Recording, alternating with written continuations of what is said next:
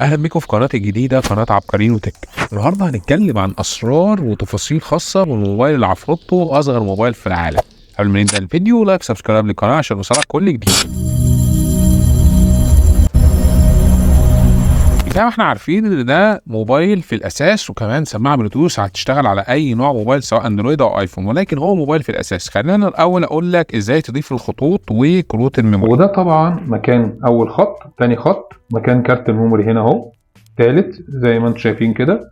وهو حتى راسم لك الشكل بتاعه، يعني حتى راسم لك مكان كارت الميموري هيبقى بالشكل ده كده، وهتضيفه كده بعد ما تضيف طبعا الخطوط عادي جدا بالشكل ده كده، وهيبقى تحتيه خط التاني وهنا في خط كمان. هتفتح كده تضيف الخط، تقفل، تسحب لتحت.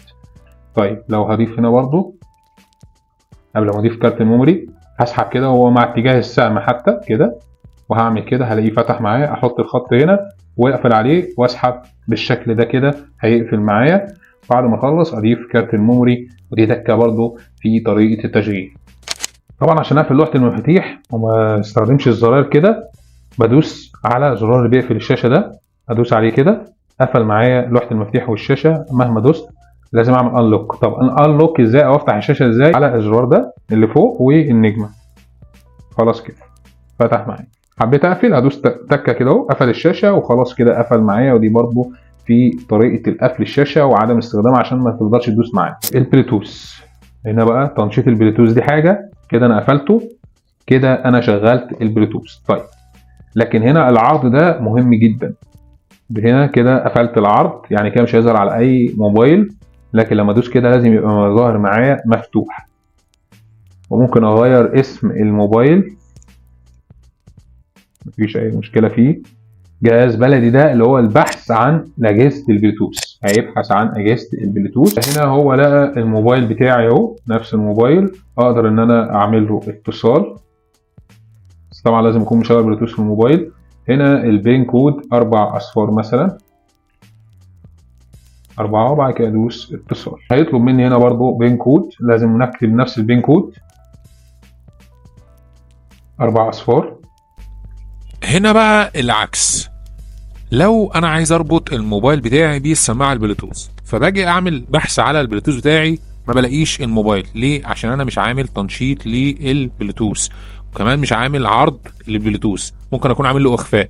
الحاله دي مش هيظهر معايا على بلوتوث الموبايل، فهفعل الخاصيه دي وفجاه هلاقيه ظهر معايا زي ما انتم شايفين كده.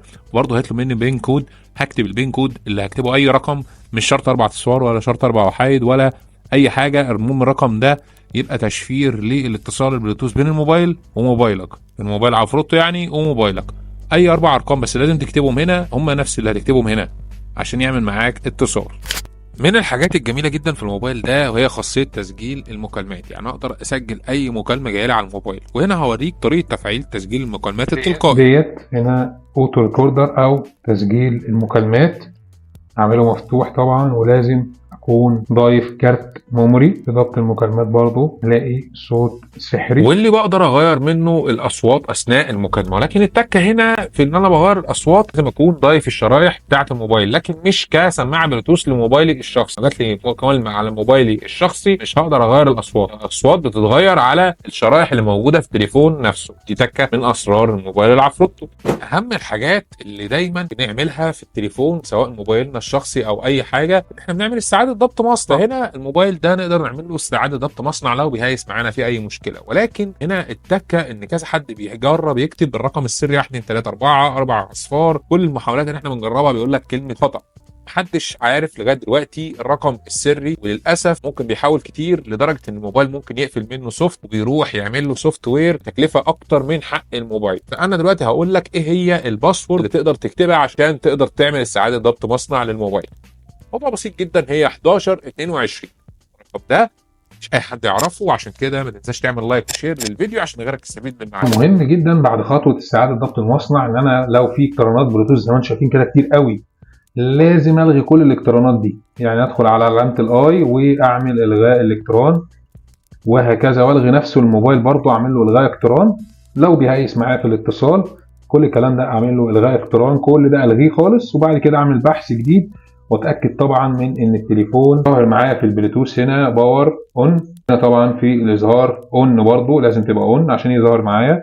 فهعمل بحث واعمل اعاده اقتران مره ثانيه، يبقى بالشكل ده كده انا حليت كل المشاكل.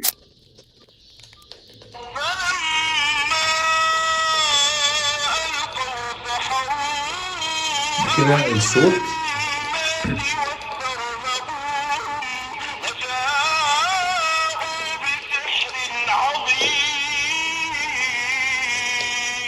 صدق الله العظيم. طبعا هو واضح هنا ان انا بشغل عن طريق رقم 5 اوقف او اشغل، و6 اجيب اللي بعد كده، و4 والنجمه والشباك بيعلوا ويوطوا الصوت. يعني كده انا بوطي الصوت كده بعلي الصوت، ودي تكه حلوه قوي في الميديا، عكس ما انا مثلا اكون مشغل كده اهو مش عارف اوقف منين، مهما اعمل كده مش عارف اوقف منين. لا الموضوع بسيط جدا، دوس بالسهم ده كده تحت او فوق لو ما ظهرتش معايا تحت او فوق كده عشان يظهر معايا الميديا، ولكن الميديا سهله 4 و5 و6 ونجمه وشباك.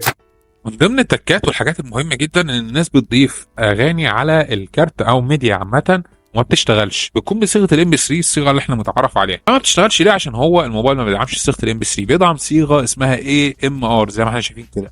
الصيغه دي بتوفر معانا في المساحه سواء للميديا اللي موجوده، يعني لو انت تحط 10 اغاني ام بي 3 هياخدوا مثلا مساحه 2 جيجا مثلا، لا في الاي ام ار هياخدوا مساحه اقل بكتير اقل من الربع كمان، فهياخد معاك عدد اكبر من الميديا اللي انت تضيفها على الكارت. دي ميزه وعيب في نفس الوقت، ولكن دي تكه بتوضحها للناس عشان تقدر تشغل الميديا على الموبايل العفروت.